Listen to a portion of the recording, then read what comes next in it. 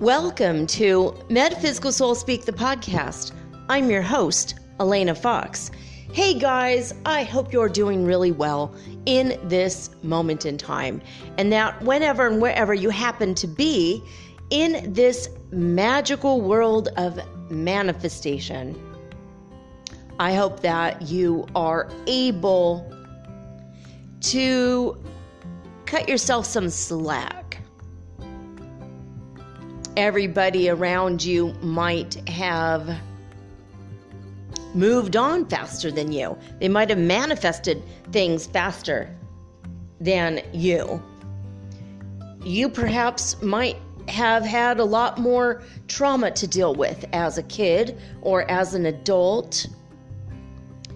And it seems like everyone around you has maybe possibly moved in the direction of their dreams quicker, manifested their shit faster, maybe got their wife or their husband or their kids or the house, the pets, whatever. I mean, it just seems like some of us are stragglers. We're struggling more. We're straggling behind the rest of the crowd. And we're searching and we're spiritually growing, and we're looking at our shadow side, and we're doing the inner work. And we're confused. We're confused as to what the fuck, how is everybody else able to just get up and go to work every day? Or get up and start a business and get rich and have decent relationship. How is it possible for other people to do the things that we want also, maybe? I mean, we all want different things, but we all eventually want, nice clothes to cover up our bodies with. We all have a different idea of what that means, but we all want some sort of a shelter. Some of us want a really kick-ass tent and live on 80 acres that we own, and some of us want a mansion on the beach in a gated community, and some of us want a tiny home just outside of suburbia, USA. Some of us want to live in an old, dilapidated house in Italy and fix it up. Everyone has a different idea, but we all want the basic things: food, clothing, shelter. We want to be able to have pretzels with cheese with a nice glass of wine. I mean, that's at least what my daughter and I talked about today. I'm like, I haven't had a decent pretzel with that cheddar cheese. Oh my God. What you get at the mall. If you're in Minneapolis, you can get pretzels of like 200 flavors. It's almost too many choices. I mean, I would just settle for a decent, normal pretzel with cheese at a movie theater or something. But I was thinking it would be so nice to have a bottle of wine with my daughter and talk about life, shoot the shit in San Francisco and have a pretzel with cheese. Like, that's what we're talking about today. Like, I just want to hang out, people watch, talk shit, say funny stuff to each other, laugh, joke, cry. Talk about crap in our lives, that we've had to go through together and apart since she's gone 3 years ago and, left home and became an adult. Like, there's just so much shit goes on, and we were talking about just how people perceive us at times, like when we don't race forward in the direction of our dreams at full force all the time, every day, because maybe we have too much anxiety,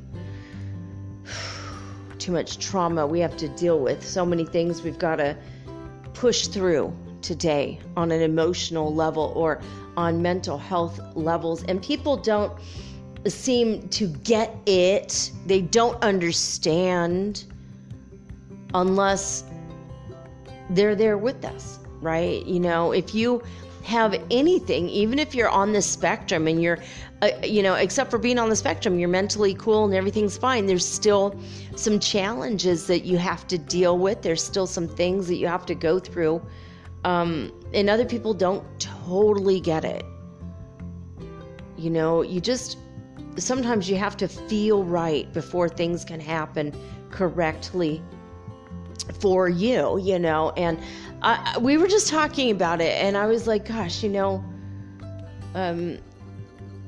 it's funny how sometimes people will perceive us as having everything in the world at our fingertips. We've got the education, we have the ability, we've got the talent, and then they will look at us and see us not doing anything with that actively on a day-to-day basis and say that we're lazy. And it's not laziness. It's dealing with so much more than meets the eye, because it doesn't meet the eye. It's what meets the mind. There's so much that holds us back, like traumas from childhood can hold us back. Traumas from adulthood can hold us back, right? And so if you're in that boat and you're the person who people assume you're lazy, or maybe you're being a hypochondriac because you're normally very sweet, you're not, you don't ask for much, and then all of a sudden something happens and you're like, you're being very calm and very rational and kind of quiet about, like, I think I need to, I don't feel good and I think I need to go to the hospital. And then the people around you don't respond. They think, God, you're being a hypochondriac, you're being dramatic. And what it is they're being irresponsible and not really listening. They're not really seeing you. I do have another friend, not my daughter. I mean, my daughter's like a friend to me, but my other friend just had a situation where he told somebody, I need to go to the hospital, and that person said, you're being dramatic, or you're a hypochondriac. And he's like, and he ended up having to go to the ER, and he's on a lot of medication, and it's quite possible he could have died from the thing that's going on. It's pretty serious.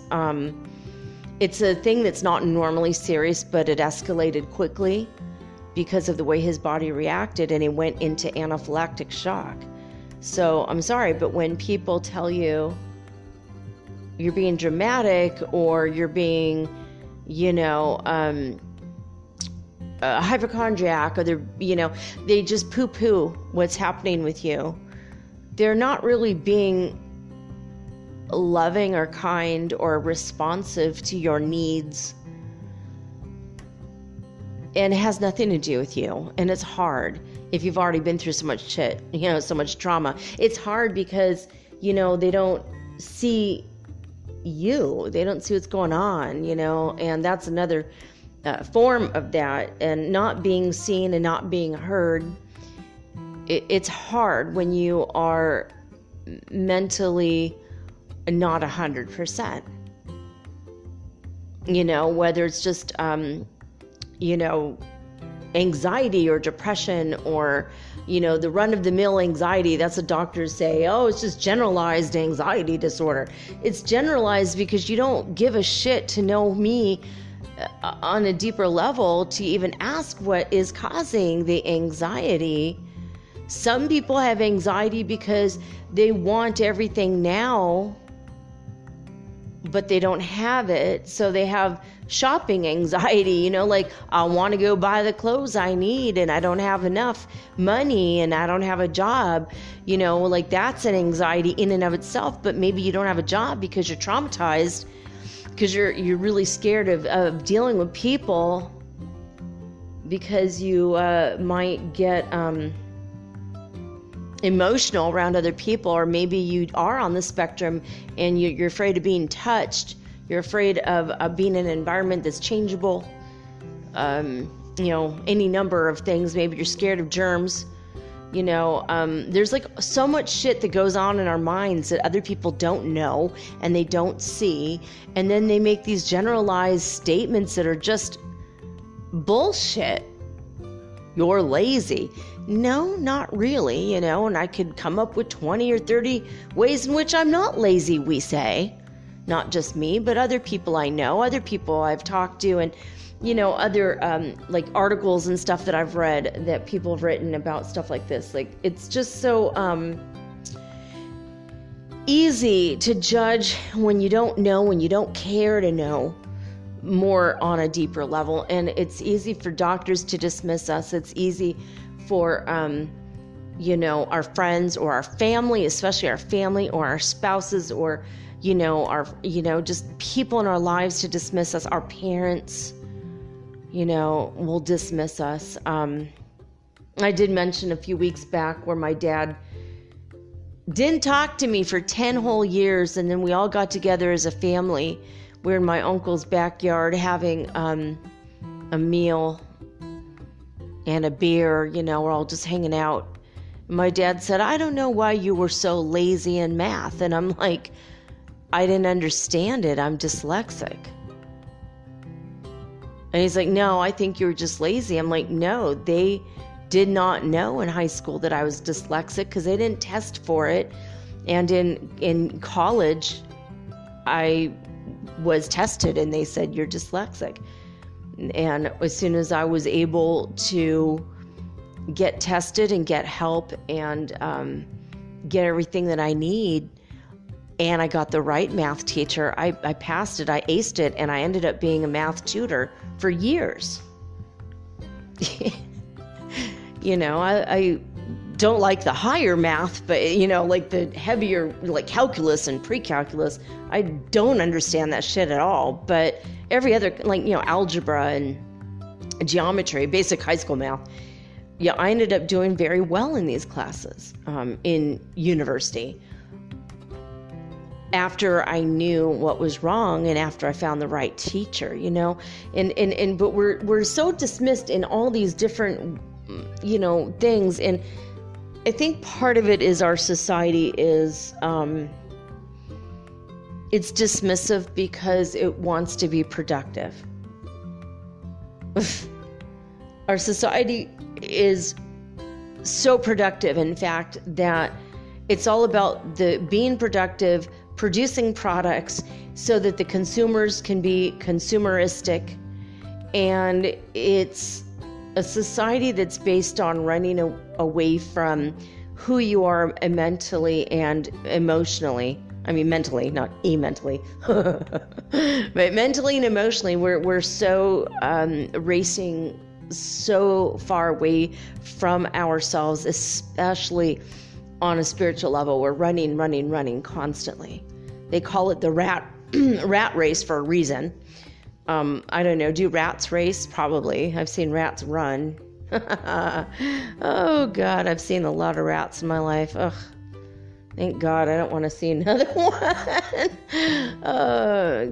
Rainy, sorry. Yeah, close your rat's ears for that. Sorry, Mr. Rat. She's got a pet rat. But I just feel like you need to cut yourself some slack, especially when it comes to what other people say.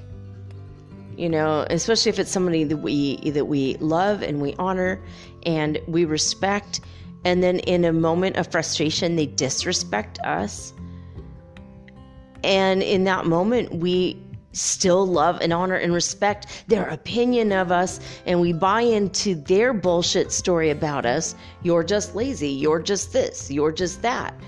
It's not always the case. No, I mean, not really. You know, if you could look inside somebody's mind and see what they're truly going through, you know, like if well, I'll tell you, when my husband and I divorced and then he died, I was in a state of shock for, I would have to say, years. You know,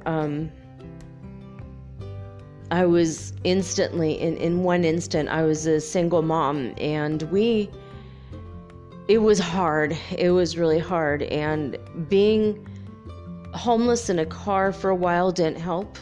Although it's funny, when my kids now as adults look back on that, that was the most amazing and fun time of their lives, just traveling around in our car and sleeping in the car. It was like a camping adventure. We even bought a tent, and we lived in a campground for like a week, and they were like, oh my God, that was the most amazing time of our lives.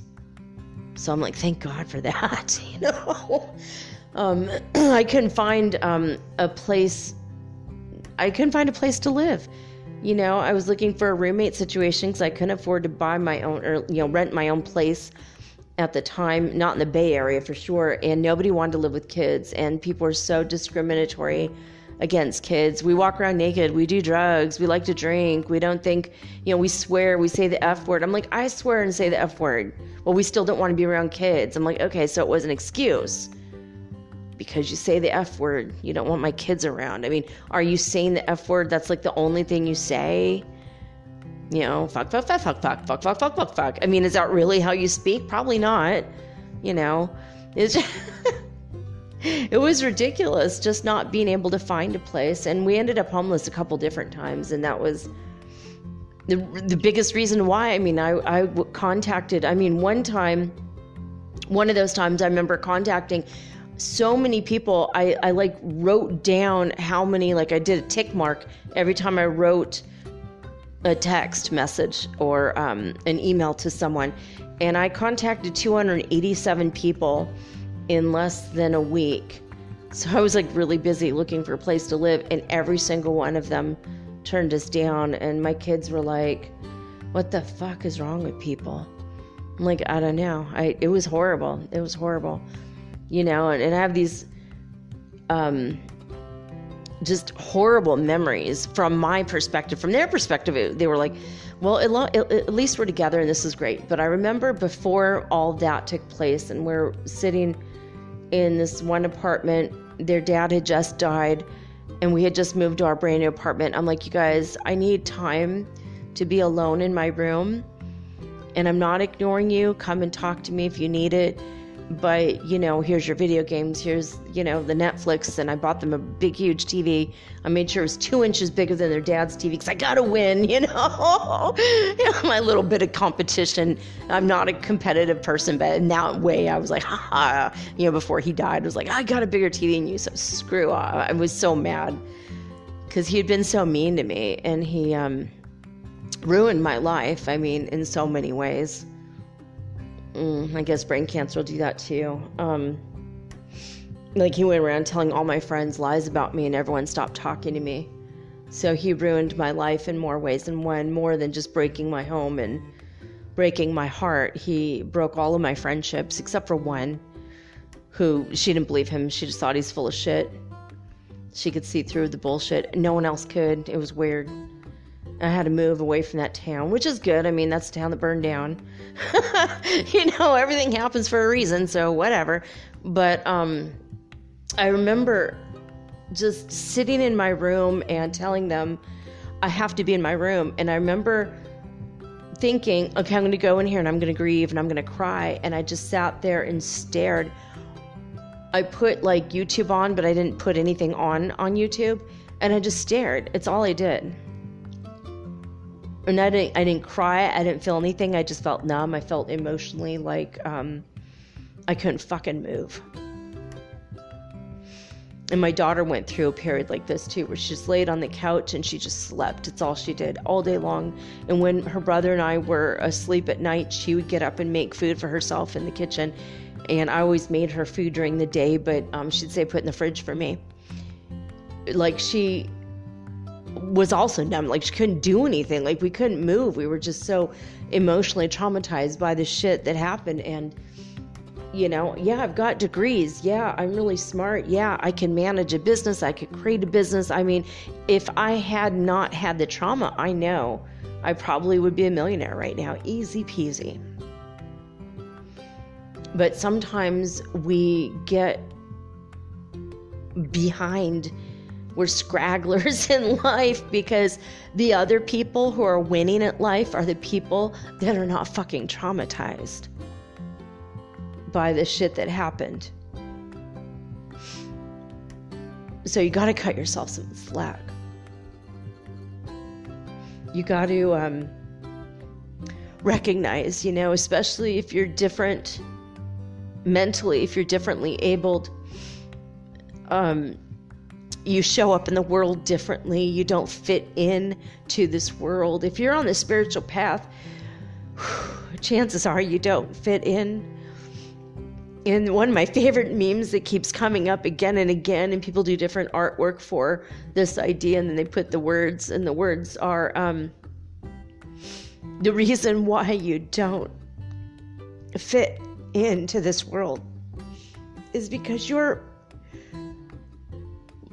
ready and prepared to go to the next world, to the fifth dimension. Basically, it's like the basic gist of it. I can't remember the exact words, and that's not as catchy and cool as the meme itself. But you know, you're not meant for this world. You're meant for what's coming after this world, and that's why so many of us are just like struggling so fucking hard just to apply for a job, have a job, show up for a job, be fucking normal. The whole world is fucked. So fucked right now, you know. How is this for an inspirational speech, Elena? Woo! It's so fucked right now. You know, like I saw a clip today of all these people just in so much trauma from all the fires and all the floods and the houses just like the mudslides and the houses just being completely decimated because so much rain and so much wind and tornadoes and so much bullshit. You know, now the earth is cleansing our auras and cleansing herself, her own aura with all this bullshit. You know, it's just a natural process. It's just that we happen to be living, most people in the world happen to be living in the path of where it's going to, you know, have fires and floods and earthquakes and volcanoes and tornadoes and hurricanes and the fucking tropical storms and hailstorms, and it's all getting worse. That, you know, obviously global climate change is freaking real. Anyone who denies that, they're just blind. You know, that they can't see beyond what's in their own mind in their own idea. They can't see reality of what's happening, at least in this world. I mean, the 3D reality. I mean, I don't mean the greater reality. The greater reality is just that we never left home and we're safe and fine and great and happy. But while we're stuck in this 3D world, I mean, I gotta say, I'm impressed with the level of pain we feel. Yeah, I'm impressed with how fucking far these negative emotions can take us away from God. Because I know the other end of it is just going to be love and joy and nothing but pure happiness. But it's hard to feel. And I'm so weepy today. It's hard to feel. I mean, my baby is in pain. My oldest kid is having some emotional stuff. I don't know if she's being emotional or feels emotional, but I mean, some of the stuff she told me today, and I'm emotional because I'm not there with her. I need to be there with her when she has hard days, and I'm not. And,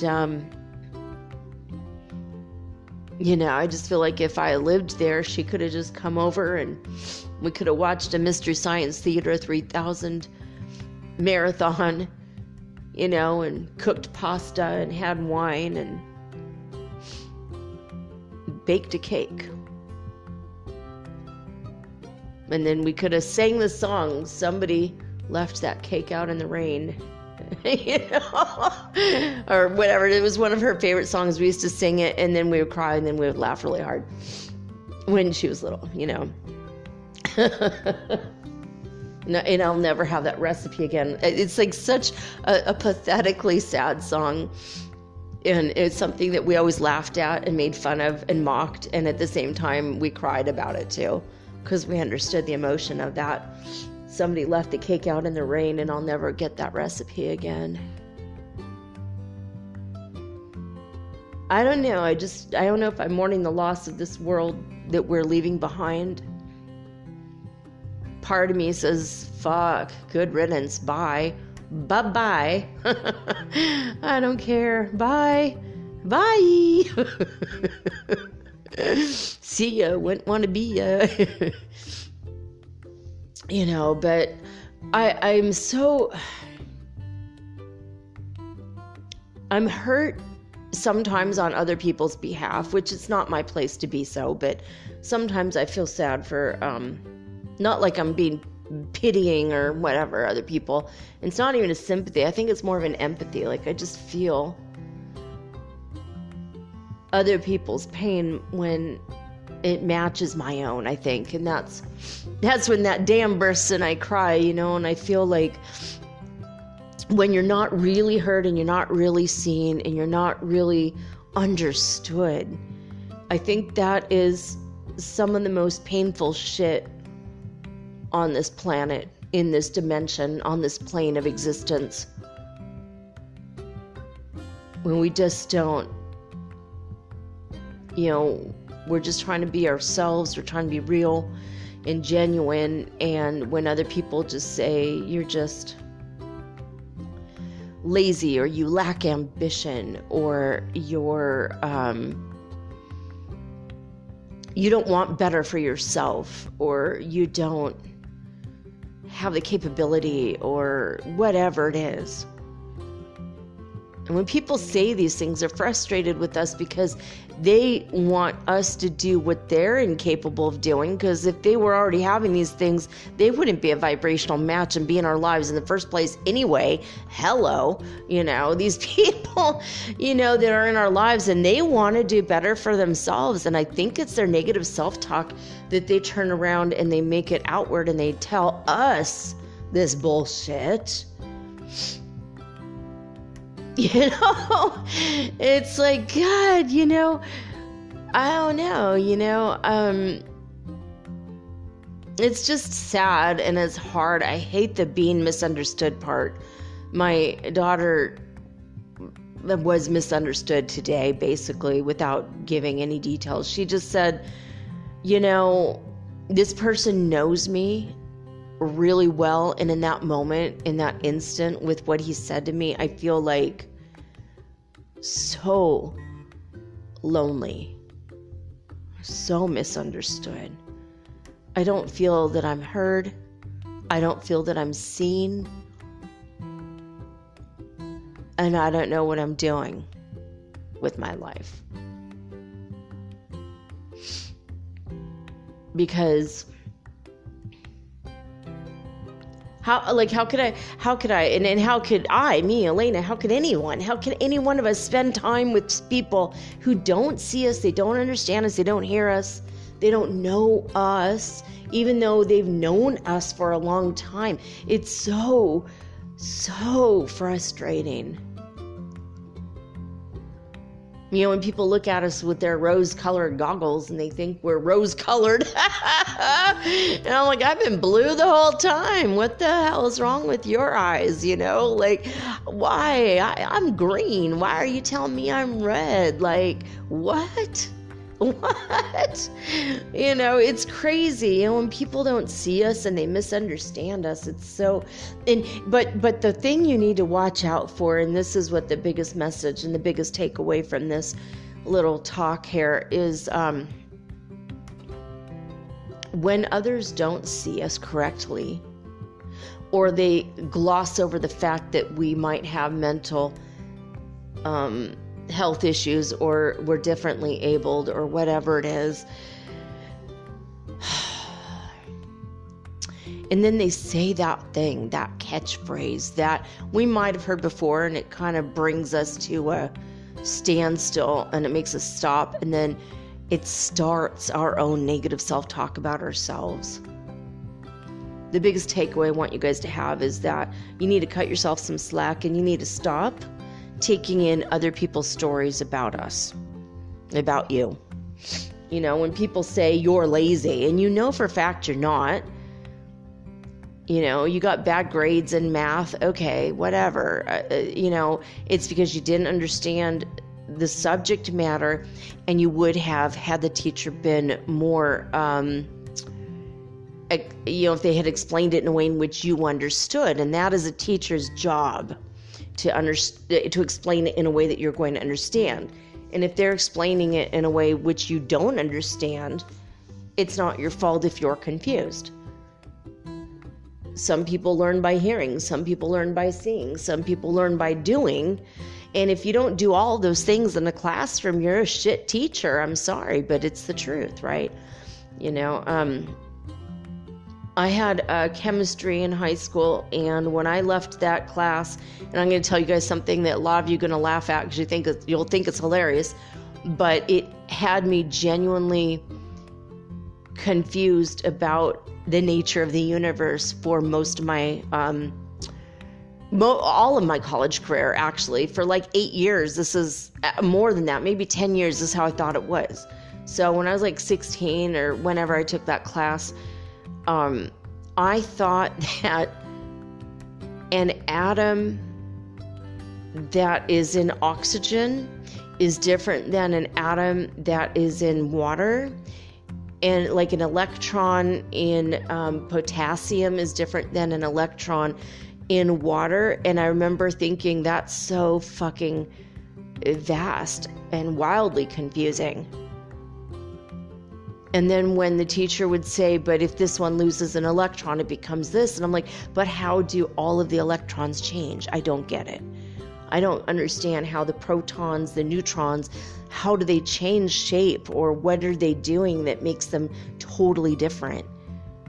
Because there's a periodic chart of the elements, and I thought they were all fucking different. Like from the core on out, totally different. It sounds weird, but that's how because the teacher was so vague and unclear in his explanation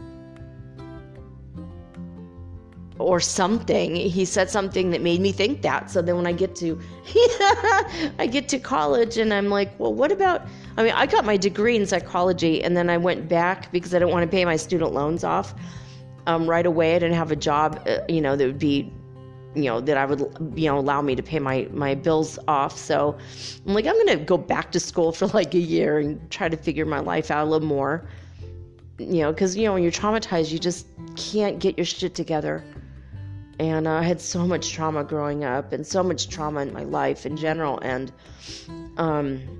it's made me a lot more loving and compassionate. I wouldn't trade it for anything, but, I wish I would have had more opportunities. I'd love to have been a self-made woman, millionaire by now. It would have been cool. I thought I was doing good buying a house by the time I was 42. That was something, especially through all the trauma I've been through. But I know people in their late 20s that own houses. It's like, how the fuck did they get their shit together that early? Like, damn, my roommate in college, my roommates in college, they were a married couple, and they were 21. I'm like, I was a lot older than them. I'm like, how the hell do you guys have your shit together already? Not a lot. I was like 25 when I lived with them, and they were 21. I'm like, how, like, wow. They just found themselves. They found each other early and got together, had a baby, did everything from the beginning. Wow. And then they got divorced and found other people and co-parented for a while. And now, that little baby's a grown man. It's crazy. I think about that. But,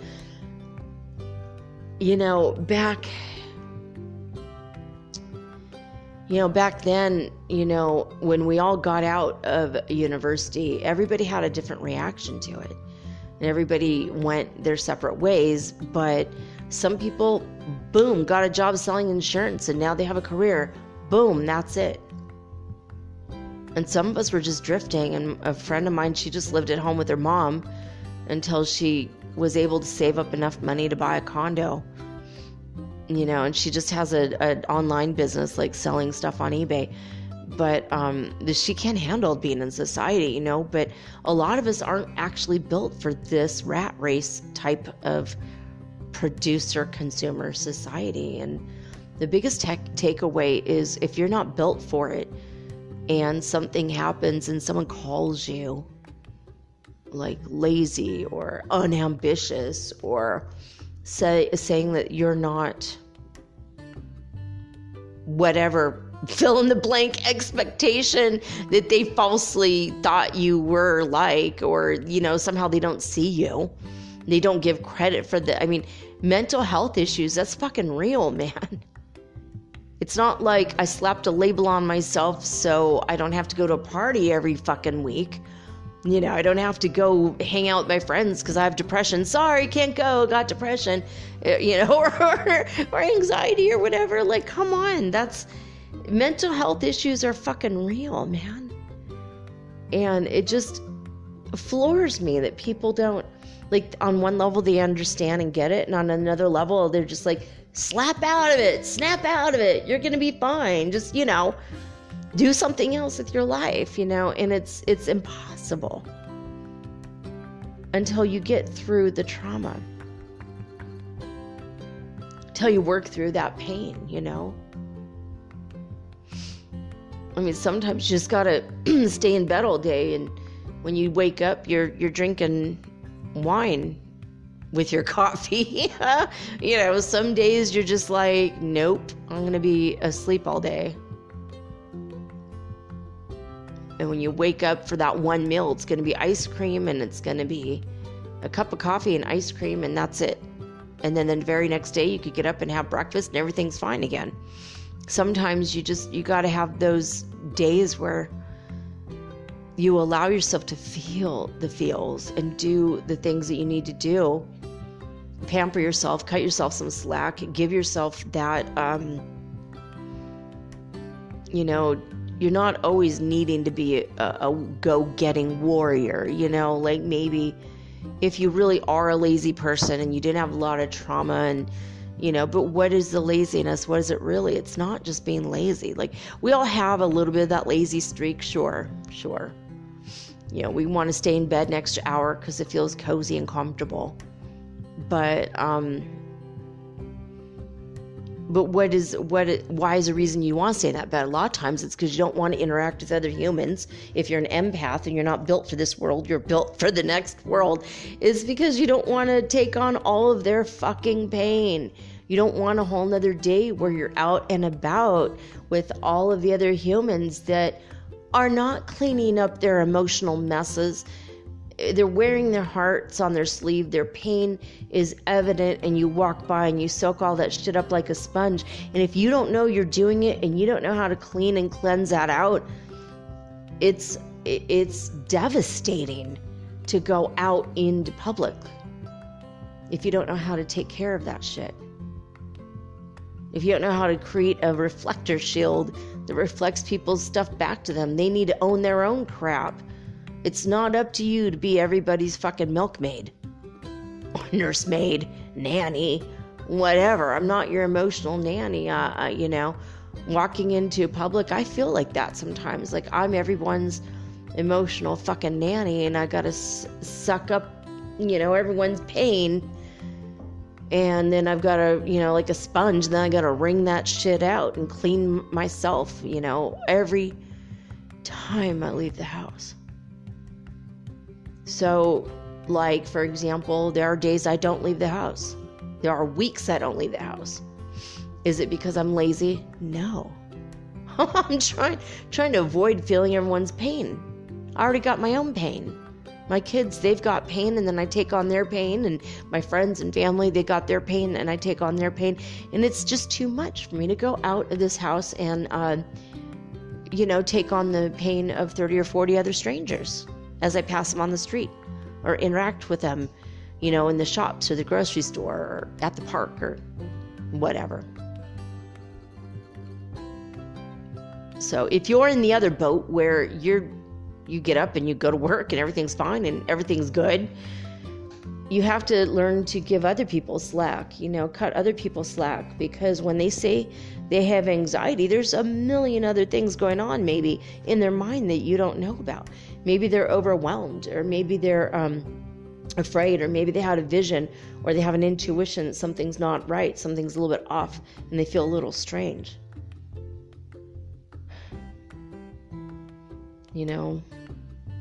So I don't know, it's just my thing. The biggest takeaway for today's little lecture here is just cut yourself some slack and realize that you are not your trauma. But sometimes your trauma will hold you back, and that might be why you're not achieving the milestones that other adults are easily able to achieve when they grew up in a household where they did not have much going on in the way of trauma, that maybe they, had things okay. Not everyone's okay, but I know people that you compare yourself to unfairly. Everybody does. We have these people that they go out, they get married, they get the house, they get the kids, they get like my little sister, she got her shit together super early. She had some trauma, but not a whole hell of a lot. She had a lot of adults loving her, doting on her.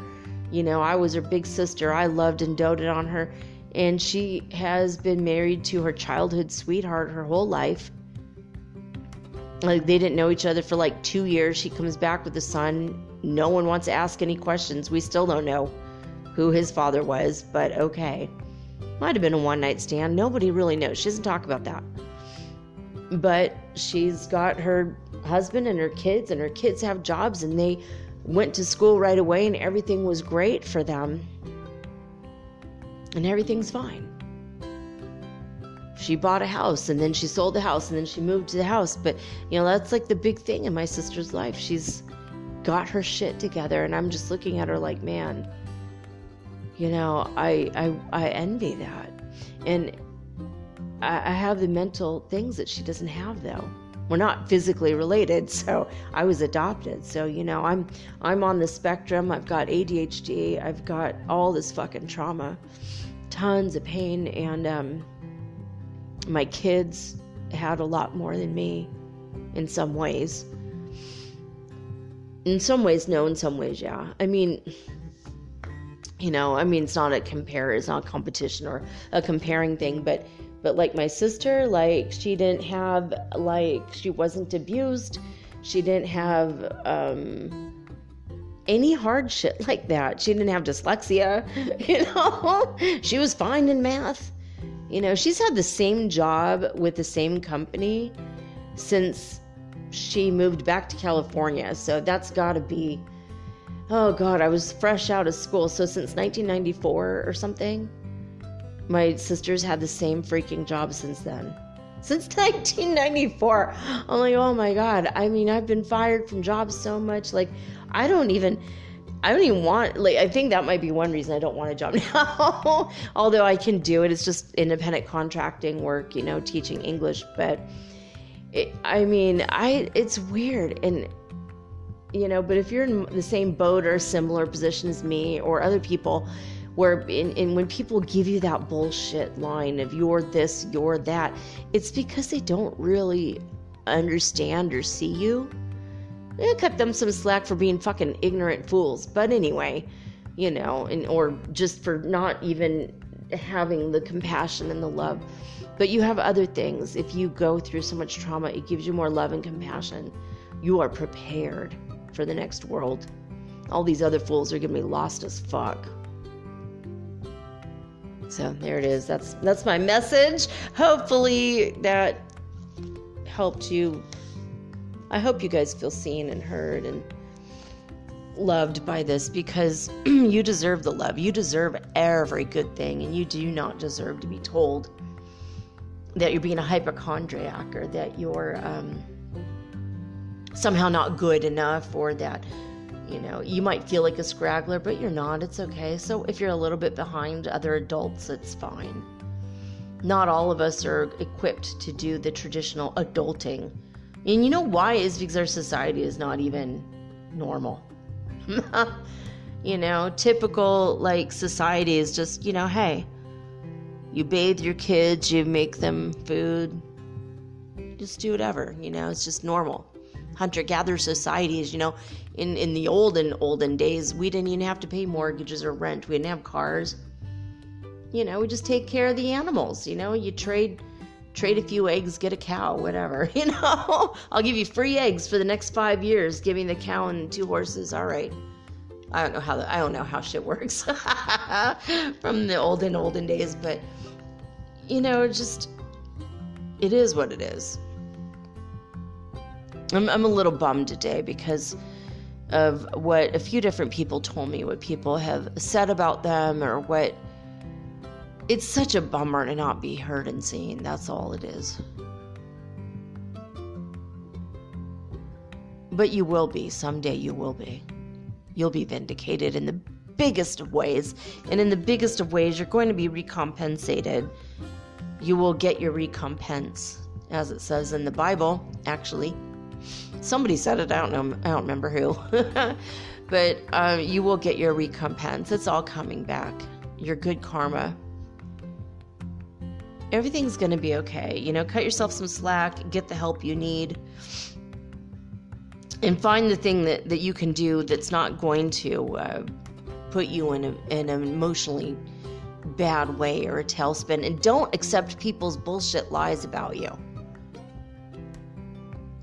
That's the biggest thing. Cut yourself some slack and don't buy into other people's shitty stories about you that have nothing to do with who you are, but it's just their own frustration because they don't understand you.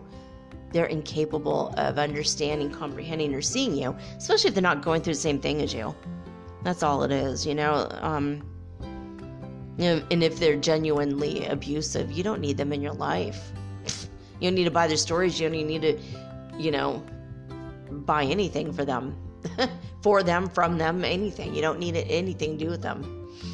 You know, I mean, there's just so much shit that we put up with, and especially if we're traumatized people or we're mentally different. Like, there's so much crap we put up with, and we just sigh. It's all we could do. It's like, oh God, that person just disappointed me again, you know? And it's just because they don't know. They just don't know. They don't know what they don't know. They're ignorant. Sometimes we must suffer ignorant fools, but, you know, maybe they're the lazy ones because they're not understanding us, but I don't know. It's always going to get better. It will always get better, but it's going to get the best if you cut yourself some slack and you do the things you need to take the steps you need to get better, and give yourself the space and the grace to get through whatever it is you're going through. And love and accept yourself even if you are different than other people. That's what makes you amazing and unique. And loving yourself, that's what puts you ahead in the game. And you might be behind, like maybe you don't own a car or a house, or you don't have the 2.7 kids or whatever the hell everyone wants, the picket fence and bullshit like that. But you know what? You have compassion, and you have love, and you have kindness and creativity and intelligence, and you have a handle on what the fuck is going on in this world and in this human ascension moment, and then in this apocalypse and in this Armageddon. You have it down. You know it. If you're here listening to this show, and you've been listening to me for a while, those are the things that you are. Those are the things that you have. And Like when this bitch flips around and everything is like, we're like, whoa, we pop up into that fifth dimension. It's going to be the people who are worried about their houses and their cars and the mortgage and the kids and the bullshit. Those are the people that are going to be lost as fuck. And they're going to be like, where were you the whole time? And you're going to be like, I've been studying what was going to happen to us. Where were you the whole time? Where was your spirituality? Maybe you're the lazy one. I'm just kidding. We're not going to turn around on them because we're too kind. But anyway. Remember when I told you to start meditating? Come on. Come on, Tina. I told you, start meditating. Start finding God now. Get right with your God now. Remember when I told you that? Yeah, welcome to the apocalypse. Let me show you around, and this is what's going on, man. Now, a lot of people are coming into their own spirituality now, and that's like so amazing, and I'm excited. It's just getting better and better. It's all going to get better and better. Anyway, it is what it is, guys. All right, let's get to the spaceweather.com, because this is what causes these ascension symptoms. We're going to read some ascension symptoms too in a minute, but let's do this part first. Okay, the current solar wind speed is 307 kilometers per second, so it's less than yesterday, which means we're having less solar interference in our lives, DNA, or whatever. Not as much. I feel a lot more emotional, and that might be the astrology shit that's going on, but the solar wind,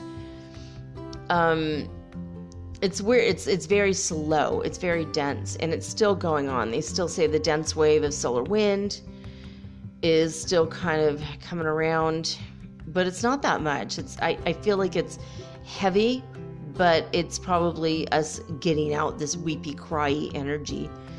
A lot of people have been emotional lately, and if you have, that it's just what's going on. So let's see here. I'm going to flip this again. A few times I did the spaceweather.com. It seems like nothing has changed on this page since yesterday. We're on sunspot number 13. Oh, good God. Here's that number again. Yeah, it's the same page. It's all right. So not a whole lot going on from what I told you guys yesterday.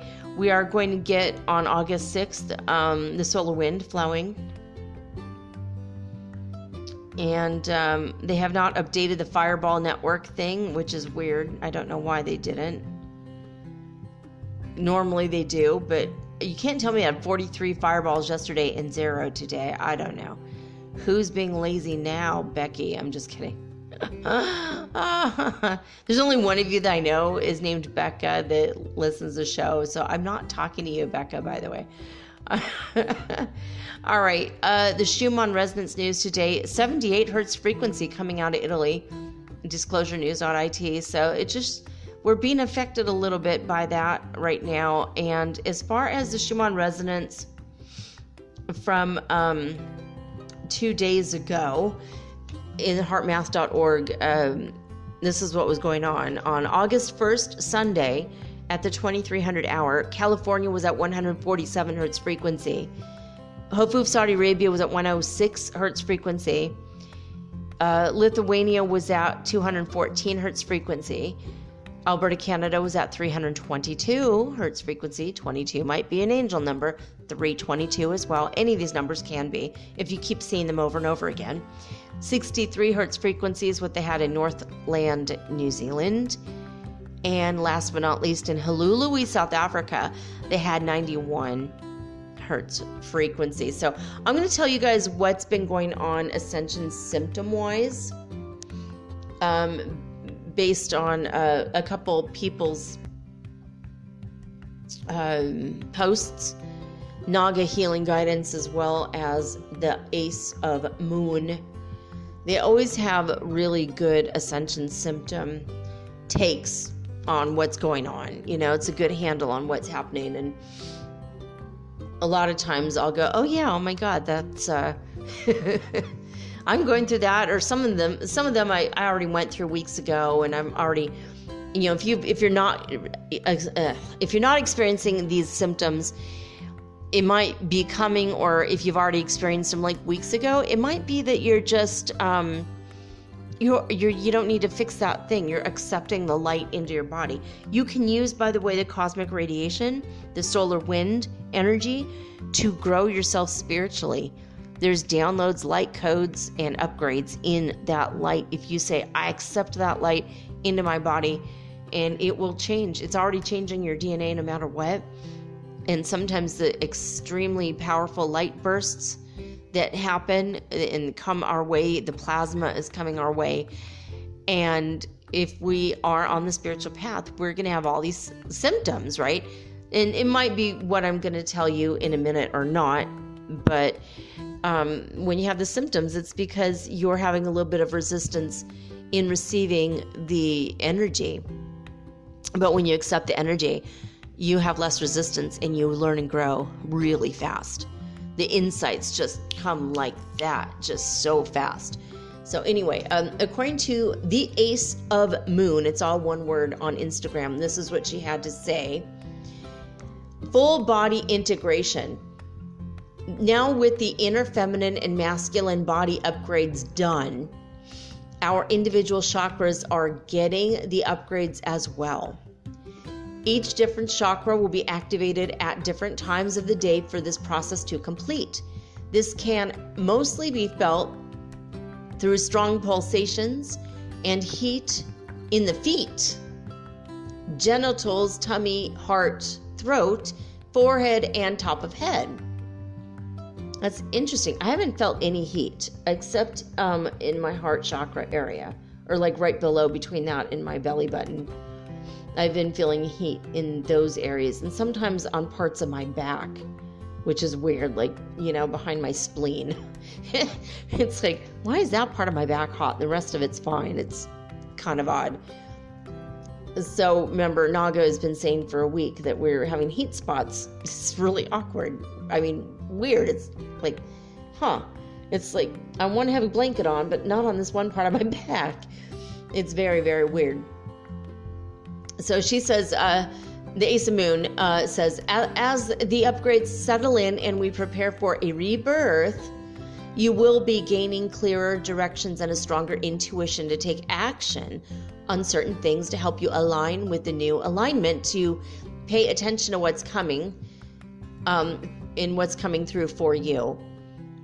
And what she's experienced, or what other people have told her that they're experiencing: left arm ache, ascension flu, which means sensitive or irritated, sensitive nose and throat, UTI infections, fluctuating temperatures, ear ringing, jaw ache, headaches, right migraine, heart palpitations, and some people might find that they're feeling anxious, or having, anxiousness feelings, a sudden push to sleep or rest, prickling, zapping on the skin, especially the spine, throat tightness, right ear pressure, and might have caused some right lymph nodes to swell a little as well. Applying pressure on the small well behind the right earlobe will be relief, or maybe the left if it's happening in both ears. She hasn't mentioned this, and a lot of people haven't mentioned this, so I don't know if it's an ascension symptom or not. I have had moments or nights where I wake up and my pillow is wet from my ears, like my ears are draining fluid. It's really weird.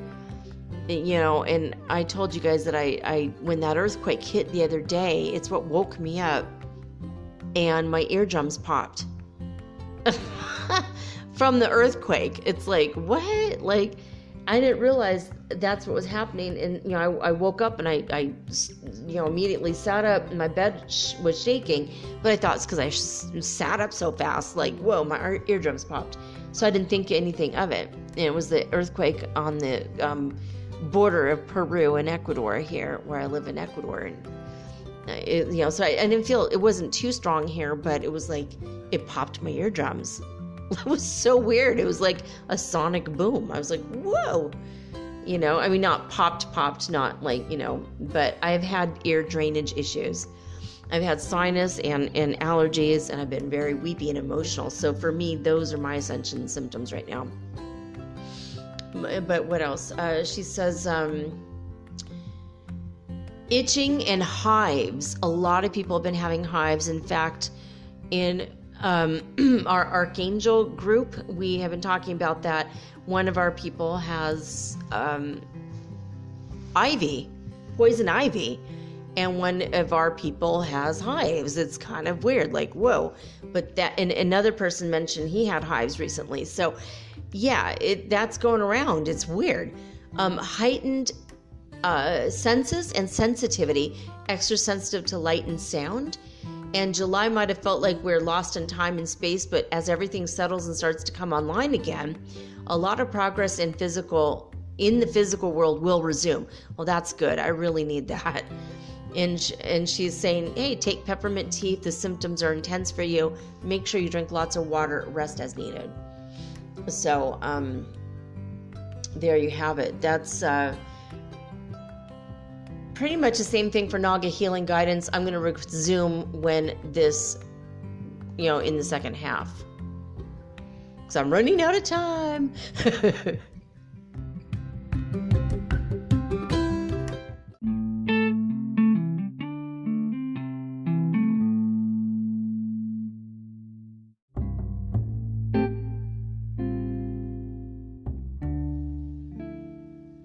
All right, guys, so I wanted to pick it up where I left off real quick. This one's super quick, and then we're going to get on in to the Lionsgate Oracle reading for the collective. So first things first, naga.healing.guidance on Instagram. She says this, energy update, and her name is Naga Josephina. And she says the timelines are merging. You may feel you lack energy or that you can't accomplish much. Everything you feel or may feel like slow motion, and your body may feel like it's vibrating, buzzing, or slightly shaking. The very foundations of the collective are being cleared. Root, sacral, solar, and heart are highly active. You might feel sleepy, tired, and lack focus. Symptoms also include teeth sensitivity, hot flashes, pressure on forehead and above the eyebrows, nightmares, feeling feverish, warmer, exhaustion, body tightness, being ungrounded, restless, anxious, or overwhelmed, heart palpitations or skipped beats, rib cage tension, spasms on the butt or your parts. Your part. It just says parts. It's like, what? Okay, anyway. Bloating, constipation, diarrhea, and heavy stomach. So I wanted to bring this around because these are kind of a little bit different than the Ace of Moon. For me, I don't get the most of the last things, but the heart palpitations occasionally, the nightmares, yes. I've gotten where I just don't want to eat. I don't want to eat. I have too much anxiety. Can't eat. I have like tons of energy, but I'm also very tired. Like, how the hell does that work? But that's kind of how I feel. So I kind of have this anxiety where I'm just like talking really fast and I'm blah, blah, blah, blah, but at the same time, I can't eat. And then hours go by and then I'm like, oh shit, I'm hungry. Like an hour ago, I just made myself a couple eggs and with cheese. I made cheesy scrambled eggs. It's like a nice comfort food, Earlier today, I just had coffee and these very bland cookies. I don't think these even are in the States, but they're Nestle vanilla cookies. They're just very bland and square. It's here in Ecuador, it's a tradition to have in the afternoon, you have your coffee and you have a little bit of a very, very slight sweet cookie. It's not very sugary at all. It's just a very, very tiny amount of sweetness. very bland, but you have it with your coffee, and the coffee here is excellent. So it's a traditional thing here every afternoon, and this is one reason why I belong here, because this is how I've been my whole life. All these weird Ecuadorian traditions have been a part of me my whole life, weirdly. Weirdly enough, you know. For me, serving popcorn with dinner, that's perfectly reasonable and normal. And I've like gone to lunch places where they serve me a plate of popcorn. Not a bowl, a plate of popcorn. It's odd, but it is what it is. So, yeah, all right. So I'm going to get into this oracle reading. And I'm going to pause this because I don't totally know what questions I'm going to ask yet. So I'm going to pause this for a second. And maybe get another cup of coffee and go through my oracle cards and see which ones Prime Creator says to use today. But I think I'm going to do a collective general reading, but in all the different areas of our life. And God is saying, yeah, that's good. Like, where are we at career-wise? Where are we at love-wise? Etc. So I'm going to pause this for a quick second, and then I'm going to come right back. So before we get into the oracle reading tonight, I wanted to take a moment to honor the life of Guru Jagat. She was from California and a spiritual teacher. She said a lot of truthful things. I didn't know her or about her for very, very long. I did not know her in person. Although, I mean, I might have met her in passing years ago when I lived in California. But I think she was like in her 40s or her 50s. And 4 days ago, she was out doing one of her classes or workshops. And as she was walking, she had a minor, like, heart attack kind of situation, and it turned out like this mild cardiac event was a pulmonary embolism that was a complication due to her ankle surgery from when she had broken her ankle, I guess. And I'm kind of in a state of shock right now. I just learned a couple of minutes ago that she died. And that was 4 days ago, and she died today. And she knew for a couple of days she's probably going to die. And so she's been facing her death with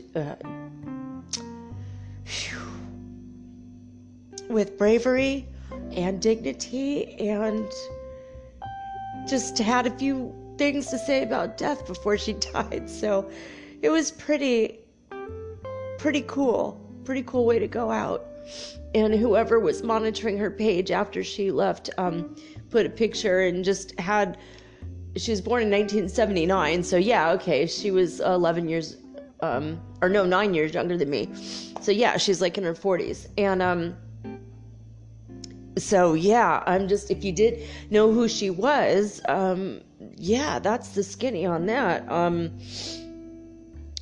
I mean, I'm kind of, I'm gonna have to pause this and take a few minutes again.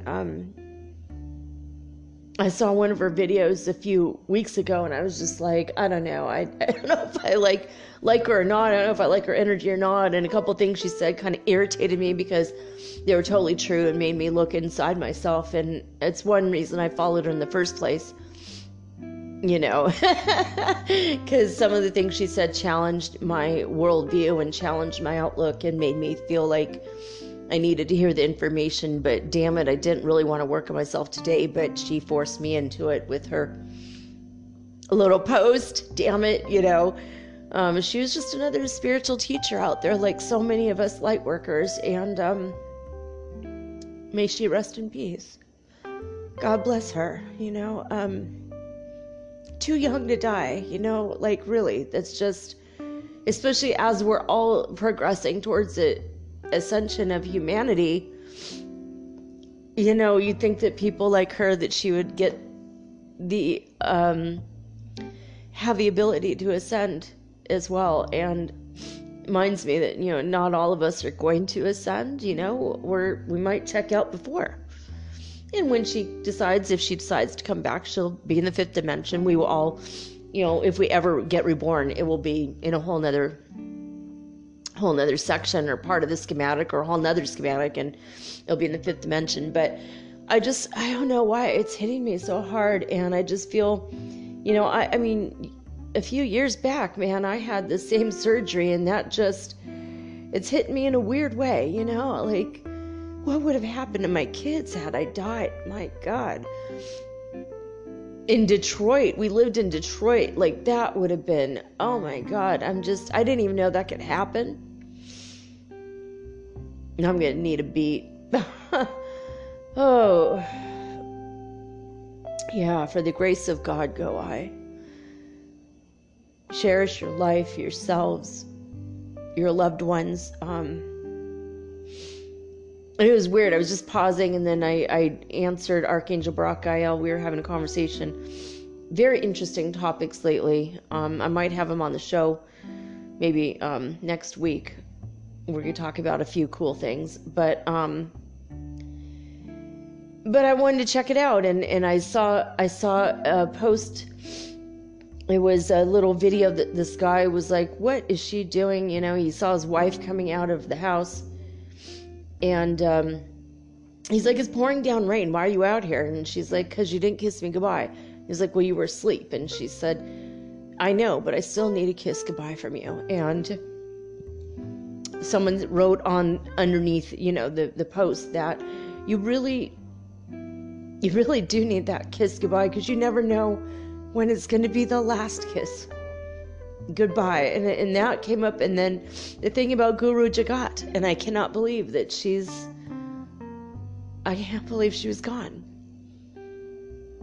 And I ignored her post the last couple of days. I wasn't scrolling a whole lot, so I didn't really ignore it. I just didn't see it. And now I feel bad. I would have prayed, of course, for her, and I would have sent her love and light and Reiki and everything else. But oh God, you never know.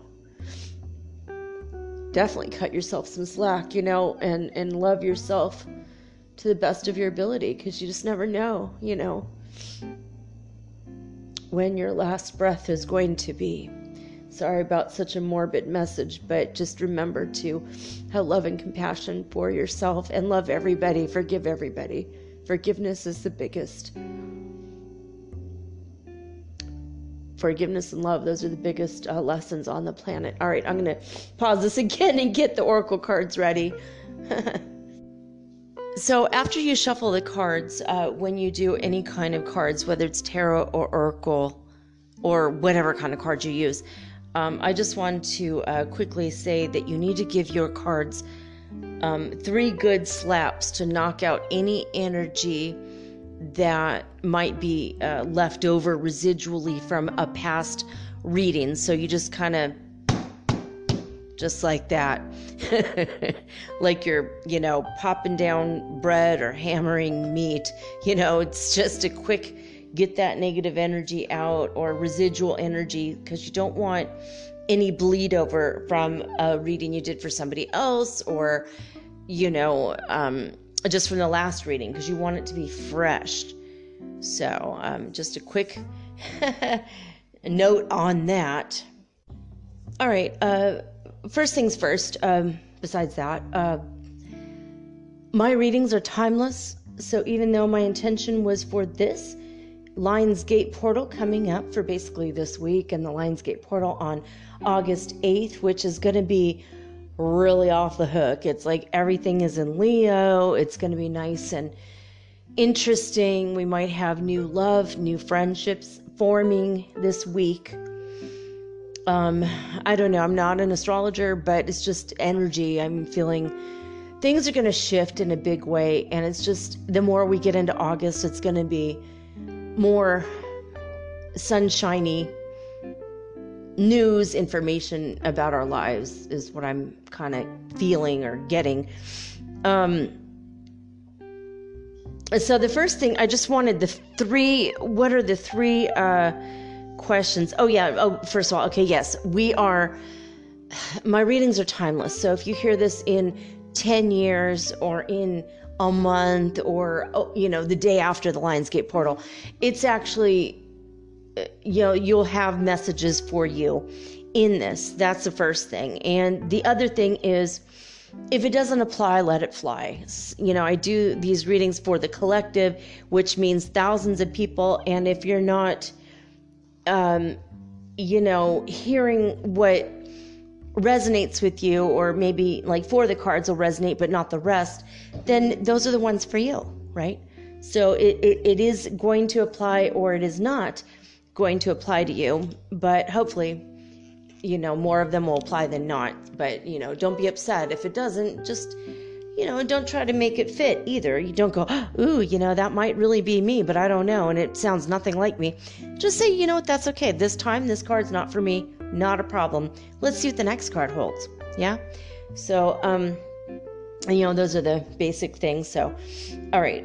So I did this with the intention of the Lionsgate portal, 8/8/2021, and all the energy, before and maybe a week after. So it's kind of surrounding this gateway, which is just an energetic, it's not really a portal. We're not going to be going through an actual doorway, but they call it a portal. It's just an energetic shift up.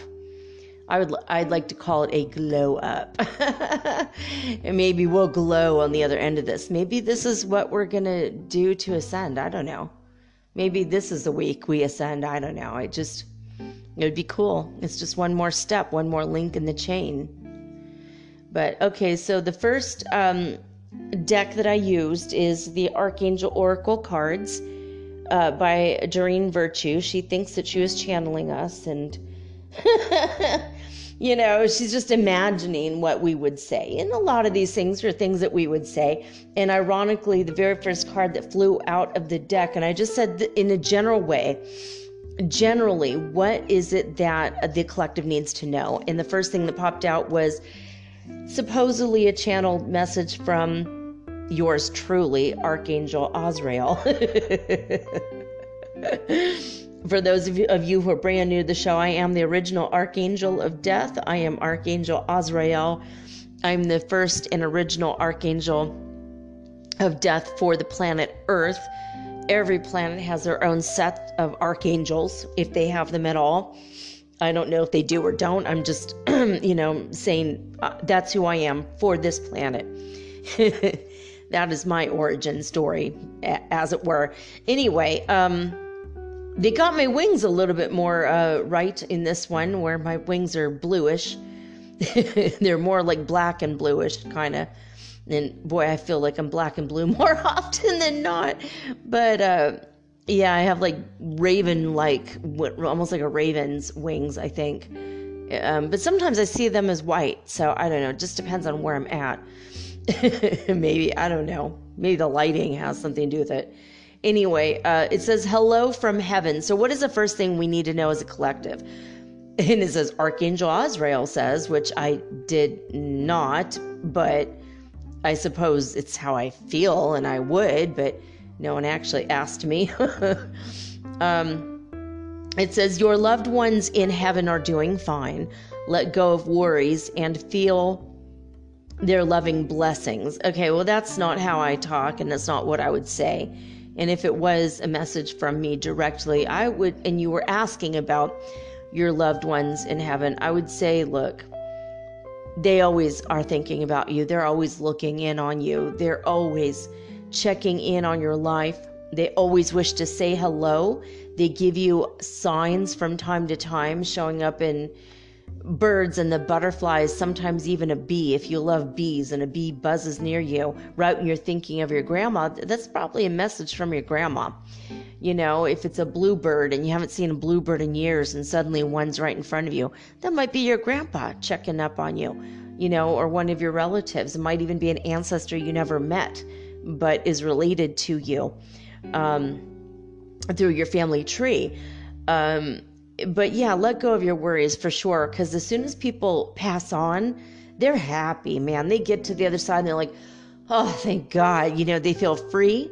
They're free of the flesh. They're free of the third dimensional bodies that are so it's just so much drudgery being in these bodies. Our souls are free and open and flowy and this beautiful, bright energy. And we are massive. We are so huge, and we have to cram our massive, gorgeous souls into these teeny tiny human bodies. And we're just like, I mean, even if you're 6'4", you can't even imagine. I mean, your soul might be 64 feet tall, you know, like maybe my body might be 50 feet tall when I don't have a physical body. You know what I mean? I don't know how tall we actually are, but that's what it feels like to me. And as soon as we get to heaven, we're fine. Oh my God, it's just such a relief. And we get to see the people that died, went before us, and we get to be just so relieved and happy. And it is true. Just let go of your worries.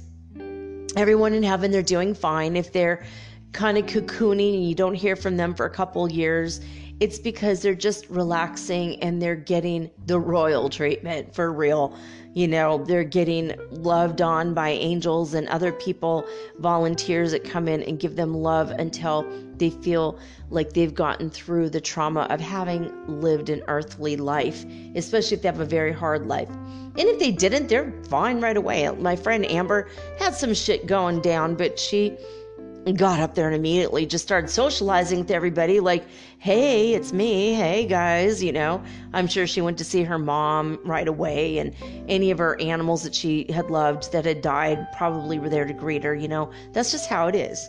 That's how it is. And everybody's always sending you messages of, I love you, I'm cheering for you, I'm rooting for you, I'm sending you love and light and energy.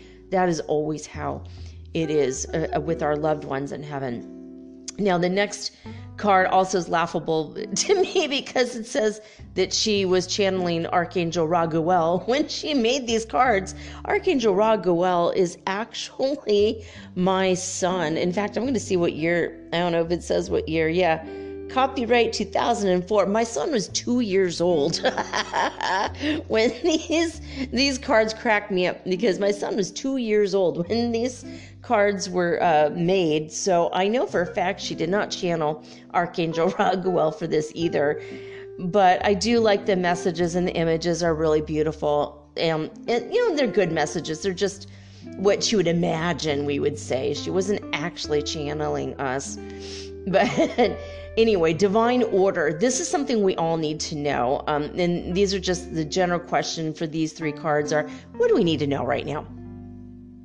Everything is in divine order, okay? Archangel Raphael is the Archangel of Justice, and that is my son, to a T. And he's a Libra, and this picture is a golden angel holding a scales of justice. It's just a perfect kind of picture for my son, for who he is on a soul level, as well as just who he is and as an individual. For him, justice is extremely important. So he's very much the archangelness of him is really coming through for him in this lifetime. Anyway, it says Archangel Raphael says, supposedly, everything is how it needs to be right now. Look past the illusion and see underlying order. So I do agree with the message, even though it's not directly from my kid. Everything is in perfect and divine order right now. So look underneath the illusion of separation that you see, you know, the division of the, you know, vaxxers versus the anti-vaxxers, or the haves and the have-nots, or, you know, the billionaires flying off into space and leaving the rest of us behind in this three-ring shit show that is the apocalypse. Whatever, you know, it's all an illusion. We are all the billionaires. We are all the poorest people. We are all the people in the middle. We are all the people, you know, and, because everything is us, and we are everything, and everything is us. So everything is in perfect and divine order, and everything is working just the way it's supposed to. And that's what we need to know, and we need to remind ourselves, because we already know it. I mean, honestly, you guys know this. I know this. We already know. But it's nice to hear. It's nice to hear that the people in heaven are loving us, sending us loving messages, and also everything is the way God intended. It really is. So take a deep breath and just, just let it go. So ironically and funnily enough, and Archangel Raphael is not incarnate in human form, and they pulled the cards from the deck today, by the way. So Archangel Raphael's healing and beautiful loving energy is with us right now. And it says, what does the Archangel Azrael say for a second time? Here I come up a second time in this reading. It's kind of embarrassing, but the message is comfort. So we have hello from heaven, divine order, and comfort.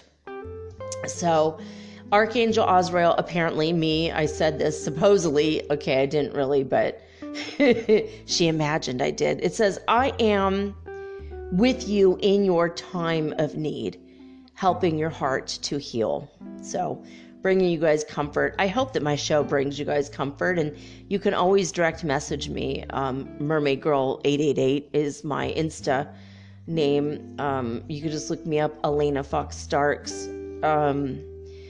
Also on Facebook, just message my normal, not my author account, because I don't know why the messaging there is very weird. Just my normal personal one. I don't care. If you really want to talk to me or ask me any questions, either on Messenger or Instagram is the best way to reach me. But am I with you in my spirit form? Not really. Not usually. I've put a kibosh on that because it just drains me physically to do that. But you could directly contact me. So if you really want to talk to a real archangel and you need me and you're going through something, let me know. But I do send you love and light in your time of need. I always put out energy into the fifth dimensional healing grid that I helped build with about 1,000 of us light workers got together. We were all asked by spirit, and I only know of one other person to have ever mentioned it. I think maybe a second person I found on Instagram mentioned that they helped to build this healing grid, which I experience as like a neon glowing, almost like a hot Barbie pink color, which is fabulous. It's kind of got a magenta, neon pinkish grid, and it's just gridded all over the whole planet. And so anytime you need love, comfort, healing of any kind, when you say it out loud, I need healing, I need help, God, please help me, or you ask an angel, Archangel Raphael, whatever you ask, all of us that are putting energy into that grid 100% of the time will flow to you immediately in a heartbeat, in an instant. So Archangel Chamuel checked the grid in her area in Canada and said it was a little bit weak, so she added more and built more of the grid. So a lot of us are still actively putting energy in. I am a Reiki master also, and I put that energy into that grid. So anytime you ask, it comes up through your feet, just boom, or it'll come up next to you and immediately go into your body where you need the healing energy. And it is a divine intelligence energy that is always available to you, and nobody can direct it or tell it what to do or where to go. Only God directs it, okay? So it's 100% at your feet for free all the time. All right, so the next grouping of 3 cards that I picked were from the Vintage Wisdom Oracle by Victoria Moseley. And these are really beautiful cards. And so I love these. And the question I asked was, what do we need to know about our relationships, family and friends? So all the non-romantic relationships in our lives, what are the 3 words we need to know? So I'm going to ask God, what else do we need to know in addition to these words, these 3 words, because we might be able to extrapolate a little bit more. So there's only 3 words, and the cards are trust and dreams and truth. So when I'm looking at these pictures and the impressions I'm getting, what is the first thing we need to know about all of our relationships? Trust. And it shows a beautiful Victorian woman with butterfly wings riding on the back of a deer, a female deer. A doe, a deer, a female deer. And yay, in the background, a drop of golden sun. For real. So this picture is just, it shows trust. So what do you need to know about your relationships? Just trust. God is telling me, trust everything's falling into place exactly the way it is meant to be. Remember that if your friends are dying or your family members are dying, they are also being able to check in on you from heaven, and everything is in perfect and divine order in relationship to your friends. So trust everything is going to be okay. So if you are for any reason losing your friendships, or suddenly your family members are no longer talking to you because you're on a spiritual journey, God is telling me that's okay. That's the way it's meant to be, until they themselves come up in the spiritual way. If they have their awakening, then they will come to you. But sometimes you need to let the people go. And what happens when people leave your life? Trust, new people are coming right back in. You know, it's just, you're not going to live in a vacuum, for too long. You might for a while. I mean, I've been living in a vacuum for a while. I was so excited when my my neighbor moved in, and just a week later he moved out. I'm like, God, such a bummer, because he was such a cool person, but he might have been a drifter. I don't know. But we had a lot of cool stuff in common to talk about. I thought, ooh, built-in friend, right? We're both paying rent. We're both sitting here, and well, okay, it didn't work out. But why? Maybe because someone even better is going to come along and be my friend, right? And you got to trust that things are going to shift and change. And God just showed me the image of shifting sand, but that's okay, because sometimes when sand shifts, there might be a treasure hidden underneath that sand. So don't worry. The treasured relationships that you crave, they're definitely on their way to you. So don't even worry about it. So the second card is dreams. God is telling me to trust our dreams. And in our dream state, we're getting a lot of messages. We're working out a lot of stuff with family and friends, sometimes with them directly or sometimes about those relationships. So pay attention. He's showing me metaphors too, a lot of metaphors. In the picture I'm looking at, it's a woman holding roses, a very beautiful Victorian woman. She's got a veil, and her veil looks like it's made from stars of the sky and roses. And there's like a big, almost like a spiraling, almost like a pearl necklace going around. And I think it might show, it has a little bit of mermaidy energy. She's standing in water as well. So, dreams. I think that it's showing me that our dreams are filled with overwhelming emotions right now. And I know my dreams have been really weird. I woke up after having spent all night long in a school. That was my dream last night. And it was an ongoing all night long dream. And I went back to sleep and I'm back in that school. I'm like, oh my God. I took a bathroom break in the school in the dream. And then I got up in real life and took a bathroom break, went back, and now I'm in school again. I'm like, oh my God. I think I was really in school. We're having hot and heavy dreams right now, really hard dreams sometimes, but they're hard because they're so emotional. We're getting up all in our feels, right, in our dreams. And I'm seeing that some of you are actually having dreams of pets that have died, that have moved on, and a lot of you are really missing like that dog or that cat that left. And I'm seeing kind of a lighter colored dog. I'm seeing like a white cat. It might be like a yellowish dog, kind of like a white, like very pale yellow dog.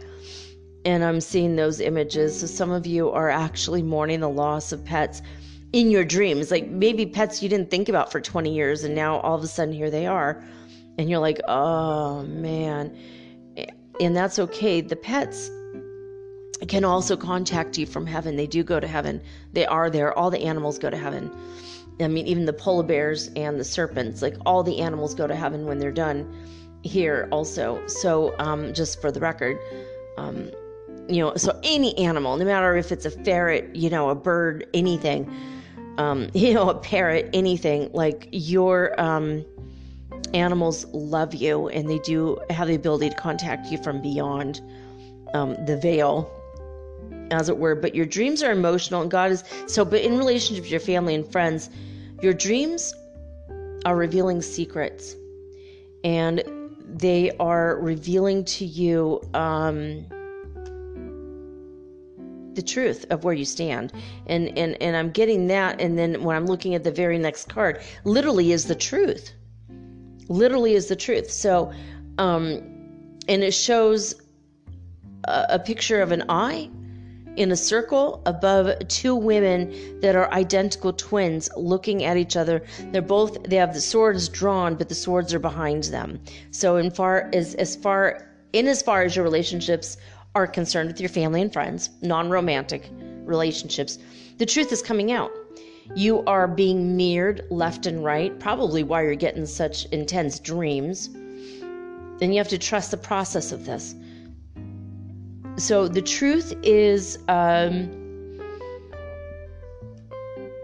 so God is telling me the truth is coming out as to who respects you and who honors you and who does not. And He's showing me I'm hearing the word bubby. Like somebody's bubby just does not fucking respect them, and they're just learning the truth of that now, and they're like, why did I spend so freaking much time trying to please bubby? Why did I spend so much time trying to make something of my life to please someone who never respected me or believed in me in the first place? That's and I feel like you're in New Jersey or New York, somewhere back east, and I'm feeling like a Jewish energy.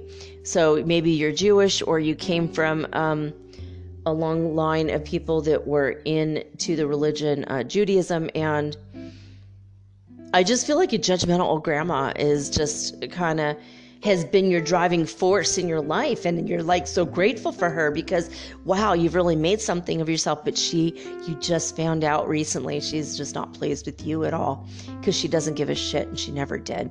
And I'm so sorry if that's you. If you're hearing this and it's you, I don't know, it's very specific to one person, I think, but on a greater scale, let's scale back and actually look at the whole consciousness, the whole collective right now. God, let's not be telling things that, and I don't know any one of you that has told me anything about a couple of you do listen to me, have told me that you're Jewish and you do listen, and you are from the back east area, but I don't know that you have a bubby or not. So it's nobody I know specifically, but that's what I just saw.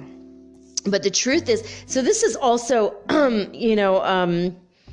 just a very mirrored thing. So your friendships and your relationships with your family, they're reflecting back to you what they believe about you, but it's also a projection that you put out about yourself to them.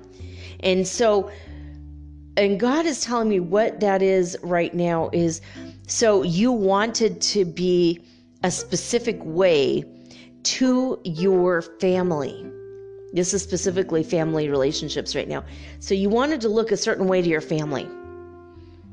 Like maybe you wanted to appear smart, and so you're telling people facts when you are younger because you think that's how you're going to show how smart you are, for example. And then as an adult, you're hearing people like your aunts or your cousins going, you've always been a know-it-all. And you're like, what the fuck? What do you mean a know-it-all? What? And now you're realizing, oh shit, that's what I projected out early on. I put out this, look at this, I know this, and I know this, and I'm reading this book and I'm studying this, and now everyone thinks you're know-it-all, and they think that you think you're better than them, but it's a false reflection. That's what God's showing me, that whatever you put out to your family, and they're reflecting the old you back to yourself through a dirty lens. It is a dirty mirror. And they haven't cleaned that thing in a while. Someone ought to hand them some Windex, because if they saw the real you, why would you tell all those facts and fun things? A, you want to entertain. E, you want to win approval. Or B, why do I say E? That's weird. And I'm seeing the name Evelyn. So E, that's somebody out there. Shit, man, I'm getting like specific messages here. Okay, so first of all, why would you do something like that? You would do it because you want people to think you're smart. And you want people to be proud of you. And you want people, you're seeking attention and approval from those that ought to love you, and in a healthy way. Like, look, I'm reading this book. And that is not attention seeking in a negative way. It's not, going to a juvenile hall or something, juvie hall, because you did something, because you knocked over a liquor store when you're, 14. It's a positive attention seeking versus a negative attention seeking, right? And anytime you do have attention seeking behavior, it's because the adults in your life are not even paying attention to you in the beginning, and you deserve that attention. And some of you need to hear that. You deserved that love and attention. So, okay, now I'm looking at this card saying, okay, so the truth is coming out, the truths of who you need to let go of, who you don't need to spend another single second of your energy on ever again until they spiritually awaken and they realize who you were all along. I'm now hearing that some people might call you quirky, weird, as opposed to a spiritual seeker on the path of the soul's journey, which is what you're doing. But people in your family don't understand, and even among your friends. And I'm seeing groups of friends. I'm seeing groups of girlfriends in some cases, or mixed groups of men and women. This has nothing to do with, by the way, none of my readings have anything to do with, it's not cisgendered or heteronormative. I try not to make it that way, by the way. So this includes if you're trans, and I'm seeing even in the trans community, even in the LGBTQIA, the greater community, even in the, I'm seeing that even in it's, it's like the backbiting, bitchy scenario that I'm seeing a little bit of too. So even in the drag queen community as well. So I'm seeing this like across all communities. The truths are coming out. They're coming out in our dreams, and we're going to have to learn to trust the messages. Okay, because the people that do not have your best interest at heart, and they do not have your beautiful dreams in mind, if they don't want to help you fulfill your dreams. Now, I don't mean people don't have to pay for your law school or, they don't have, I don't mean like that. When I say people should support your dreams, they should at least say, good for you. I'm here for you. You need me to help you? Oh, you want to be an actor? Let me help you run your lines. Let me introduce you to my producer friend. He's looking for someone, for a part that you would fit pretty well. That's what I mean. You support, you set up a meeting or something, and, you don't have to support them and pay for their school and their housing and clothing and stuff, for the next 4 to 6 years. I don't mean that. But when I say support someone's dreams, right? So people should support your dreams in the way that they're saying, good for you. You say you want to have a tarot reading business. Okay, well, you know what? People should say, that's cool. Fulfill your dreams. That's pretty awesome. And the truth is coming out, because the people, as you're moving forward in your careers, which we could talk about in a minute, your family and your friends should support you. And when they're not, it's time to just trust the universe and allow those relationships temporarily or forever fall away. When you get back to heaven, everyone's going to apologize all around anyway, so don't even worry about it. You'll get your apology one way or another. In this life or in the next, baby, you're gonna get that apology. Definitely, for sure. Okay, now the next set of cards come from Radleigh Valentine's Angel Answers Oracle cards. And I was a little nervous when I asked these questions because I felt, or this next question, because I kind of felt like, oh shit, these cards, Radleigh Valentine cards, have answers like in the next 2 weeks, or yes, or no, or maybe, or stop asking that question. There's a lot of questions, or there's a lot of cards with these kind of answers, which I normally absolutely love when I ask a very specific question, and this is relevant to any kind of question, any kind of question. But I love these. They're beautiful cards, so beautiful and inspirational. But and they're very much fifth dimensional type of art. I just love the art of these cards. But I was worried because what did I say? I said, okay, God, please let us know. Please let us know. What do we need to know in the way of our jobs or our careers or what's coming our way or businesses or things that we collectively are going to go for in relationship and regards to money. Okay? How are we going to get that money, honey, no matter how it is? Whether it's waiting for your cryptos to come in, or it's you applied for a job, or you're launching a business or a website or a blog or whatever it is. Maybe you just graduated high school or you just graduated university and you're like, now what? Now what? So I asked God, what do we need to know collectively in relationship to how we're going to pull in money and support ourselves financially? And these are the three that came through. The first card that Archangel Raphael plucked out of the deck is opportunity. And it shows this beautiful angel. She's golden with luminescent wings, and her crown chakra and her heart chakra is wide open, and above her head is this big, beautiful illumination energy. And she is being rained down upon by chunks of gold. It's not just necessarily coins either. I mean, it looks like energy and vibration and jewels. I mean, it's a beautiful, beautiful card. So the card of opportunity, what does God have to say about it, Prime Creator? So he says, all of your opportunities come from within you and in relationship to and connection to your divine self.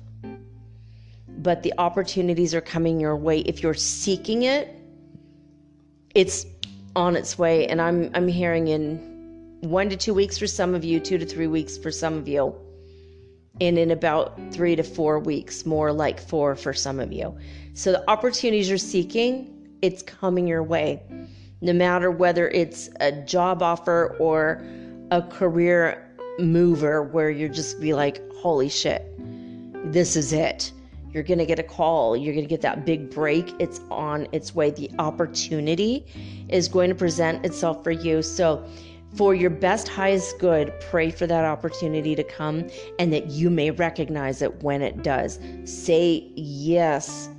If you get a good feeling in your crown chakra or your third eye chakra where you're feeling like intuitively like, yes, this is it, and your heart opens up and glows like a sunshine from within your body, then that's how you know that that is a golden opportunity. The golden opportunities are coming.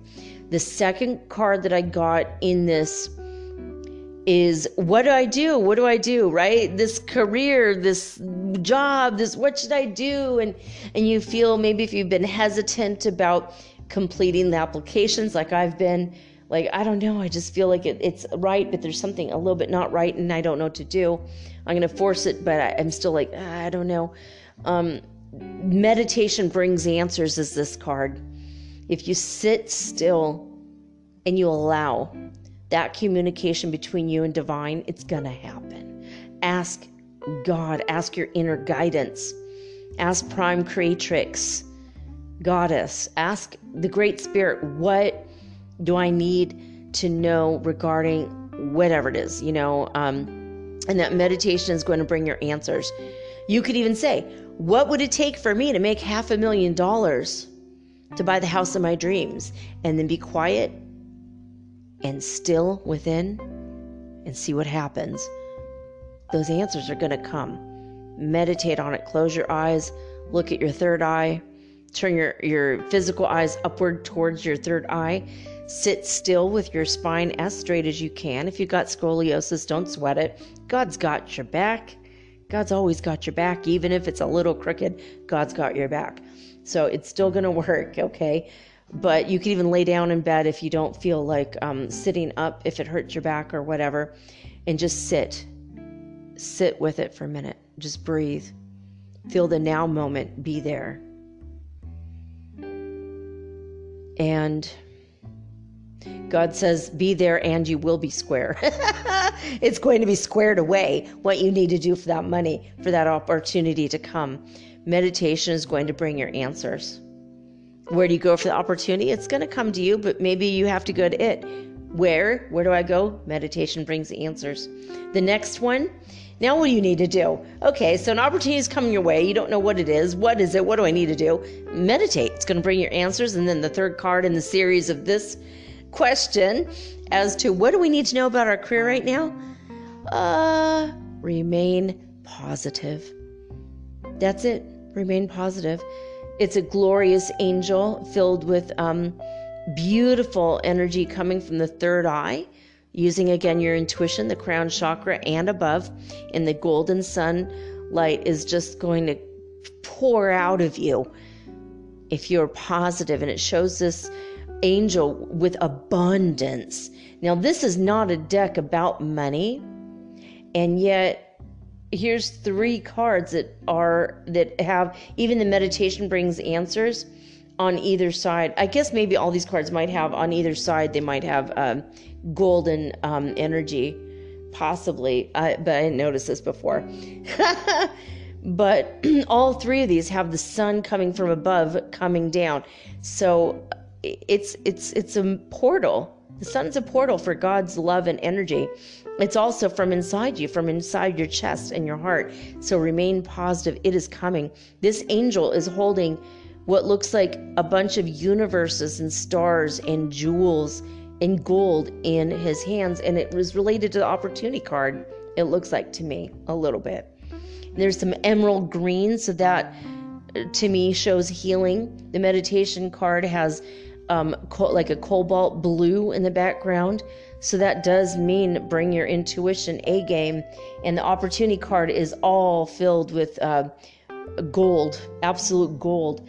So those are the 3 colors you need to pay attention to this week as well that might bring extra answers.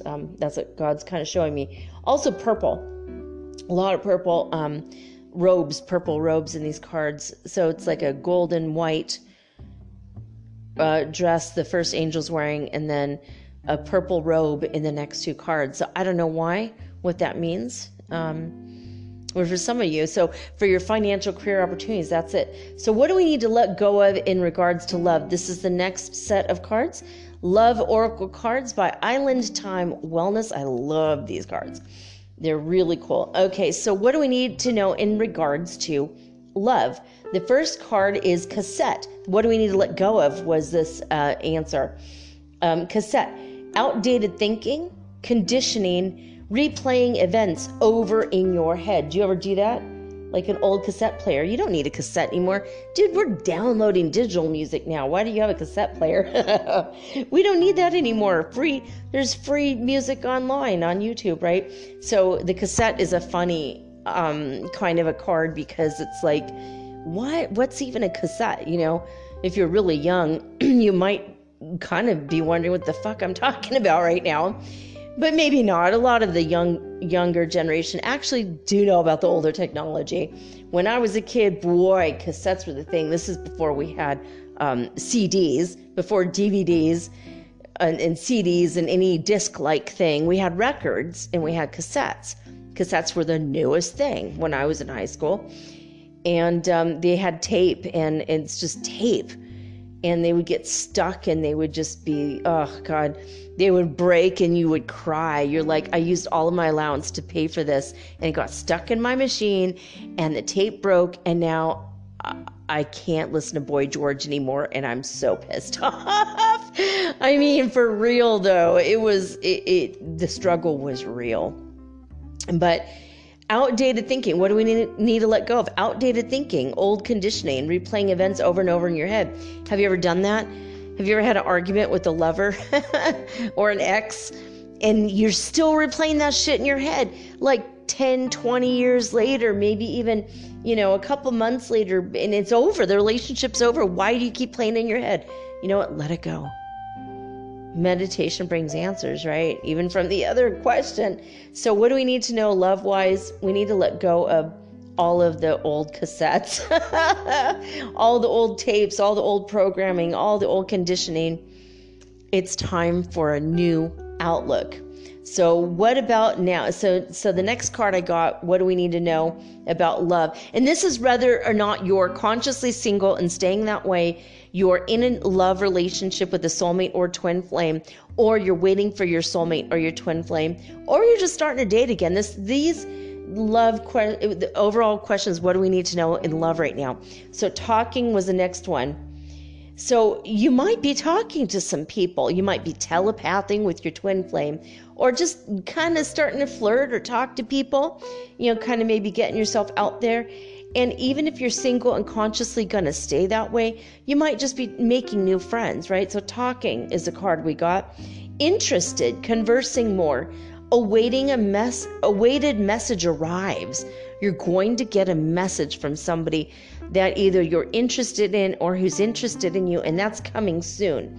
And it says text, call, email, but also the negative side of it, the last word is hoovering. So somebody might be kind of scoping you out online, a little bit skulky, stalking you online. Light stalking, though. I don't get it's talking card. It's not the stalking card. So I do believe they're going to be putting the talking in the stalking really soon. But they might be kind of looking over, maybe looking over your, seeing what you're all about before they really make that move. But I do feel like we are collectively, if we're waiting for something, that's going to come. It's going to come. God's telling me in the next week to 3 weeks for most people, 5 to 7 weeks, but I'm seeing 6 weeks for other people, and 8 to 9 weeks for the third group of people. So anything else, maybe 9 weeks for some people. So if you're waiting something, a message, it's going to come. And I don't mean a random person trying to have an instant relationship because they're a scammer. I don't mean that kind of a message. It's going to be someone interested in you is coming. Or maybe you're going to do it. Maybe you're going to be like, okay, I'm done hoovering. I'm going to call, text, or email them. And that might not be exactly what hoovering means, but I'm feeling like, they're going to put the talking in stalking soon. So they're going to stop the stalking and start with the talking. And then you could be walking at the park together soon someday, maybe. And you know what? If this is you and you're consciously single, have more interest in yourself, converse more with yourself, and give yourself your own message. Write something positive for yourself that's going to make you feel good. Romance yourself, love yourself, fall in love with yourself. Okay, so the final card for this episode of this oracle reading for the Lionsgate portal, what's the final thing we need to know is the dragonfly. My kitty cat drug in a dragonfly from outside. Oh, poor thing. She threw it up in the air and chased it.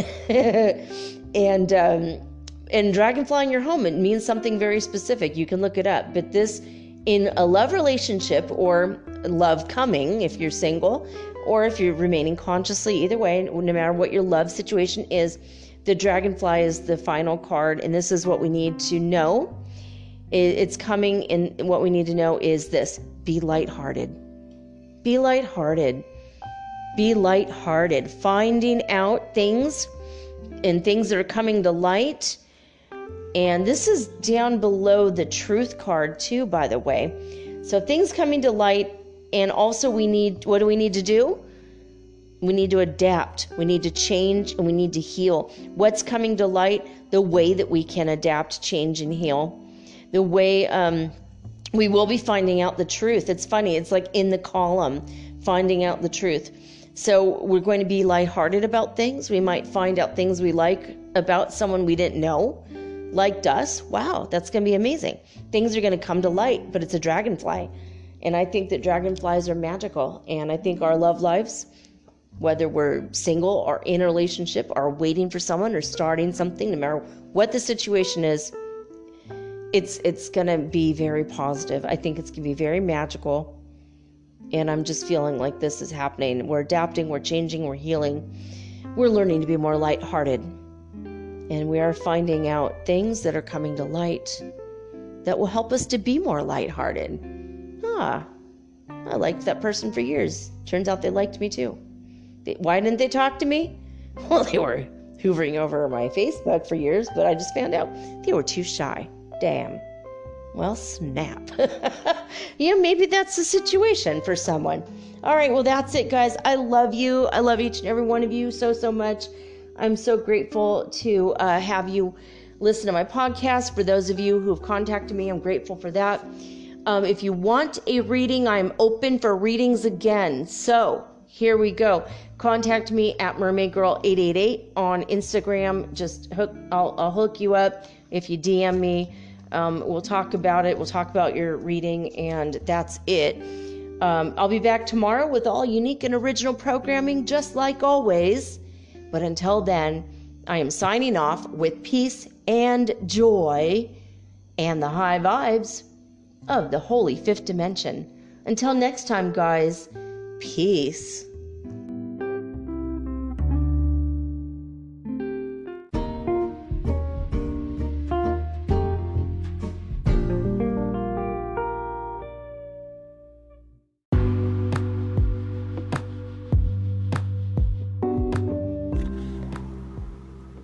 Metaphysical Soul Speak is run on sponsors and listener support. This means listeners like you.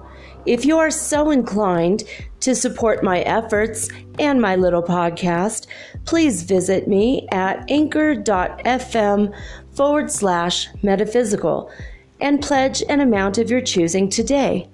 Thank you.